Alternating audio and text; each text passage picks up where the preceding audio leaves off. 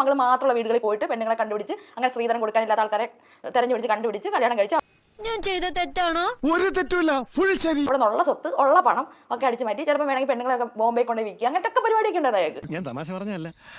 നീ തമാശ പറഞ്ഞാണെന്ന് ആര് പറഞ്ഞു? അപ്പൊ അത്രയും വൃത്തികെട്ട ഒരു മനുഷ്യനാണ് അയാള്. അച്ഛൻ പറ്റിക്കാൻ തുടങ്ങിയിട്ട് നാളെ പറയായി. അപ്പൊ അമ്മൂമ്മേനോട് എന്നും ഈ ആട് മേയ്ക്കാൻ പോകുമ്പോഴും ഒക്കെ നമ്മളിങ്ങനെ കഥ പറഞ്ഞു തരും. നിങ്ങൾ ഒരാൾ കാരണം അവർ ഈ കോപ്പറേറ്ററെല്ലാം കാണിച്ചു കൂട്ടുന്നത്. അപ്പൊ അമ്മൂമ്മയാണ് എന്നോട് ഇയാളെ പറ്റിയിട്ടുള്ള കാര്യങ്ങളൊക്കെ പറഞ്ഞത്. എന്നാലും നിങ്ങളെ ബുദ്ധി അപാരം തന്നെ. അല്ലാതെ എന്റെ അമ്മേനെ പറ്റി അച്ഛനെ പറ്റി ഒന്നും പറഞ്ഞിട്ടൊന്നുമില്ല. ഞങ്ങൾ എന്തെങ്കിലും പരാതി പറഞ്ഞിട്ടുണ്ടോ? അമ്മ ഇപ്പോഴും ഒന്നും സംസാരിക്കാറ് പോലും ഇല്ല അയാളെ പറ്റിയിട്ട്. നല്ലൊരു ചാൻസ് തോന്നാ പഴയ വിളവ് എടുത്തുവിടാന്നില്ല അല്ലേ? പക്ഷെ അമ്മൂമ്മയ്ക്കാണ് ആ ദേഷ്യം. എനിക്ക് വട്ടി കളിപ്പിക്കാൻ അത്ര പൊട്ടിപ്പണൊന്നുമല്ല ഞാൻ. അമ്മൂമ്മ എന്നോട് പറഞ്ഞു തന്നിട്ടാണ് എനിക്ക് ആ ദേഷ്യം. എനിക്ക് ഭയങ്കര പകയാണ് അയാളോട്. മറ്റുള്ളവർ പറയുന്നത് കേട്ട് ഞങ്ങളെ തെറ്റിദ്ധരിക്കരുത്. പണ്ട് വീട്ടിലൊരു വലിയൊരു ഇരുമ്പിന്റെ ഒരു വടി ഇങ്ങനെ എന്റെ പിന്നെ അരകലിന്റെ അടിയിൽ വെച്ചിട്ടുണ്ടായിരുന്നു. ഇത്രയും കാലം ഒന്നും കണ്ടിട്ടില്ല. അപ്പൊ അമ്മൂമ്മ എന്നോട് ചോദിക്കും എന്തിനാ വെക്കുന്നത്. അപ്പൊ ഞാൻ പറഞ്ഞിട്ടുണ്ട് എന്തിനാണെന്ന് എനിക്കറിയാം. എന്റെ അച്ഛൻ വരുവാണെങ്കിൽ അയാൾ വരുവാണെങ്കിൽ അച്ഛനൊന്നും ഞാൻ വിളിച്ചിട്ടില്ല. ഇപ്പോഴും ഈ ഇന്റർവ്യൂ കൊടുക്കുമ്പോഴാണ് അച്ഛൻ എന്നൊക്കെ പറയുന്നത്. സത്യം സത്യം.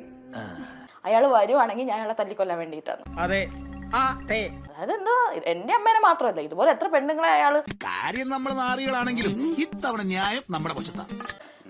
പെണ്ണുങ്ങളെ മാത്രമല്ല കുട്ടികളെ നോക്കട്ടെ, കുട്ടികൾ ഉണ്ടാക്കിയിട്ടുണ്ട്. മനസ്സിലായി.